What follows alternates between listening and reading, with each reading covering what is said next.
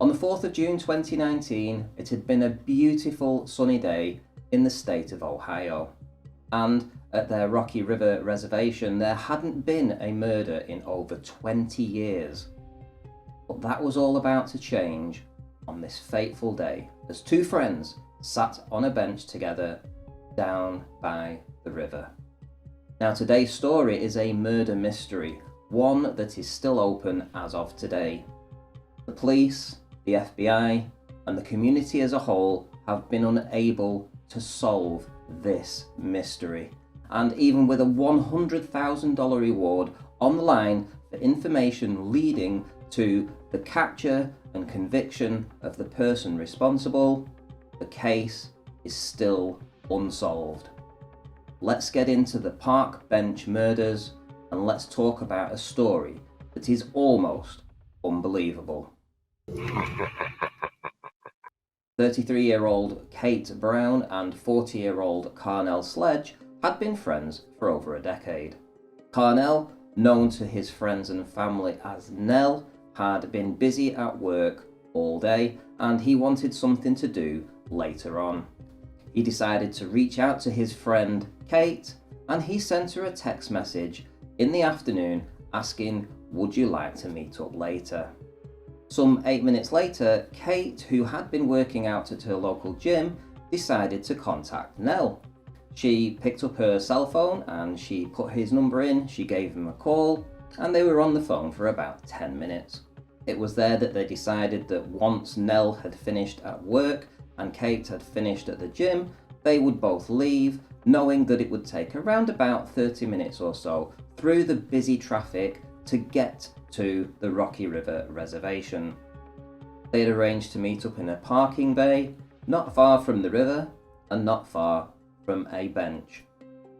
Both Kate and Nell arrived at the parking bay around about 5:05 p.m.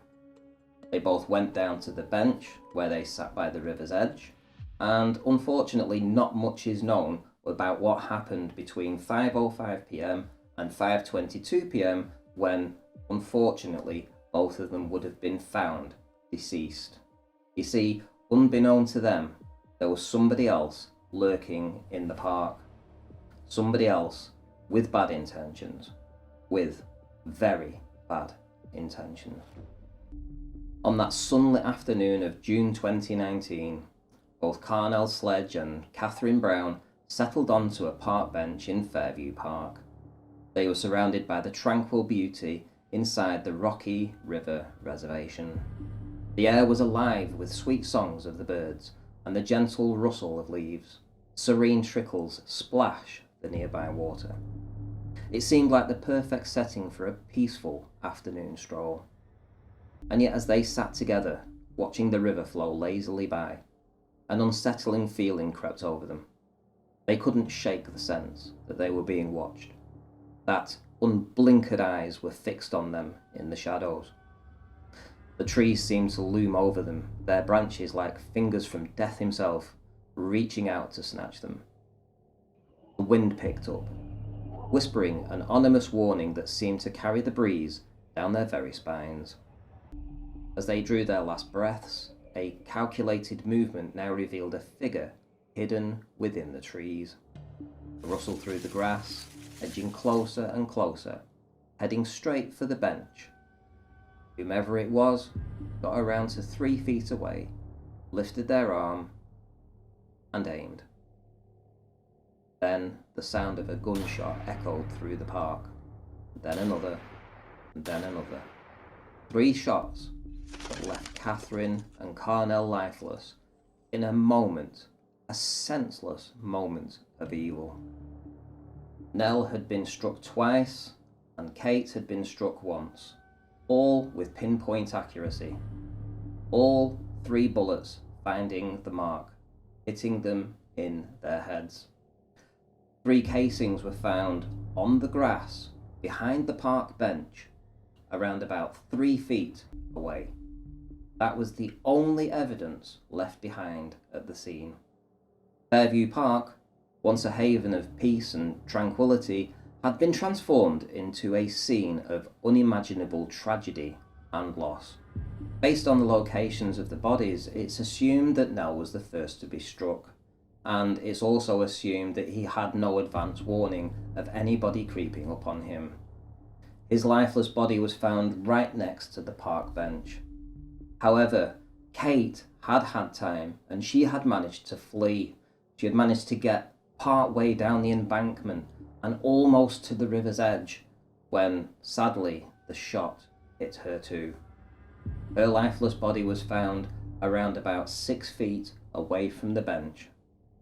3 crack shots, and every one of them hit their target. Caitlin and Tony Vasher were 2 local kayakers who had gone down to the river that day to do a bit of kayaking. At 5:22 p.m, they called it in because they were the first people to find the bodies. They called 911, they told them what they had seen, and within a matter of minutes, the police had descended on the scene.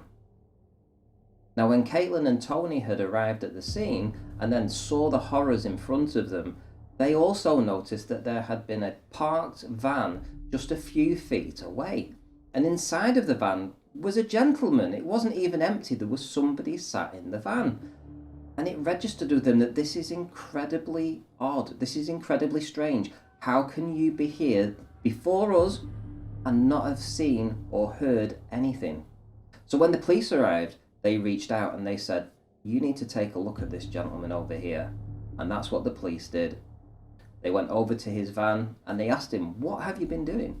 And he said, "Well, no, I've been working. I've been on my laptop and I've been on my phone, and I didn't see and I didn't hear a thing."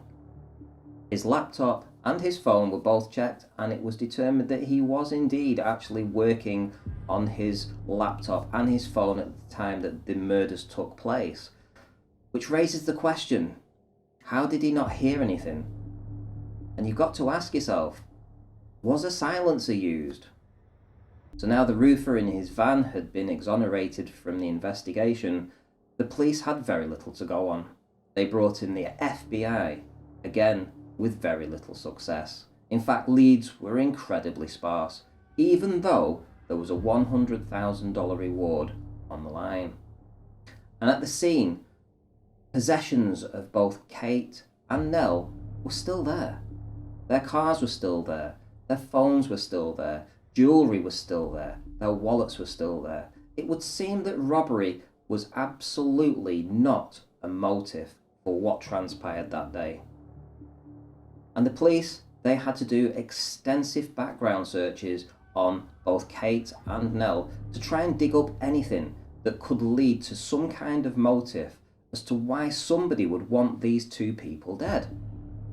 And they checked their friends, their family, their exes, and all of them either had alibis or were exonerated from the investigation.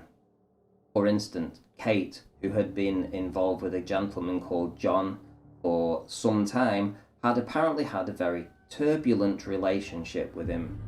And she had also been on a very recent date with a gentleman called Lester Bullard, who a decade earlier had served time for murder. Alyssa Miller, an ex-girlfriend of Nell's, had also been reported as acting very suspiciously after his death, and all of these leads led nowhere. But people still ask the question, were they investigated enough? And with all lines of inquiry seemingly investigated, it does ask the question, was enough done at the time? How did this person manage to evade all the CCTV cameras, avoid all kinds of detection at that time? From what we've been told, the area is rather busy at that time, and you would think that somebody would have seen something. Was the person who took the lives of Kate and Nell, were they known to the police? Were they known to their victims? Were they stalking the victims? Were they a hit? Or was it just the wrong place at the wrong time? I guess these are questions we'll find out in time, and with $100,000 on the line, hopefully somebody may remember something that can finally break this case. Now, if you've liked what you've heard today, hit the thumbs up, don't forget to subscribe, and leave a comment down below. I look forward to reading your comments, and I'll see you all soon.